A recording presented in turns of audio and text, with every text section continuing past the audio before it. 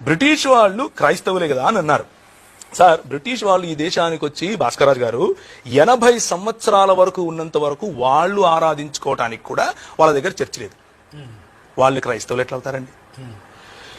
Albert Einstein అని పేరు పెట్టుకుంటే క్రైస్తవుడని, భాస్కర్ రాజు అని పేరు పెట్టుకుంటే హిందూ అని. ఇది గనక స్టాండర్డ్ అయితే నేను హిందువుని అవ్వాలి, నా పేరు ప్రవీణ్ కుమార్. అది కాదు సార్ స్టాండర్డ్.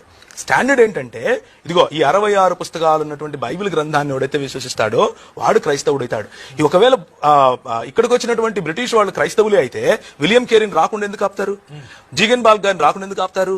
క్రైస్తవ మిషనరీ సంస్థలు రాకూడదు అని వాళ్ళపైన చట్ట వ్యతిరేకమైనటువంటి అంటే వీసా ఉల్లంఘనలు అన్న పేరు మీద దిగిన వెంటనే ఓడలెక్కించి ఎందుకు పంపిస్తారు? వాళ్ళని ఇక్కడ రోడ్డు మీద కొట్టి చంపుతూ ఉంటే కూడా మాకు పట్టినట్టు ఎందుకుంటారు అని అంటే వారికి క్రైస్తవ భావజాలానికి ఏ సంబంధం లేదు కాబట్టి. బ్రిటిష్ వాళ్ళలో క్రైస్తవులు ఉంటారు. భారతీయుల్లో క్రైస్తవులు ఉంటారు. భారతీయులందరూ హిందువులేనా? కాదు. భారతీయుల్లో హిందువులు ఉంటారు. ఇది చిన్న లాజిక్ కదా, ఇది కూడా మిస్ అయితే ఎట్లా? బ్రిటిష్ వారు క్రైస్తవులు కాదు.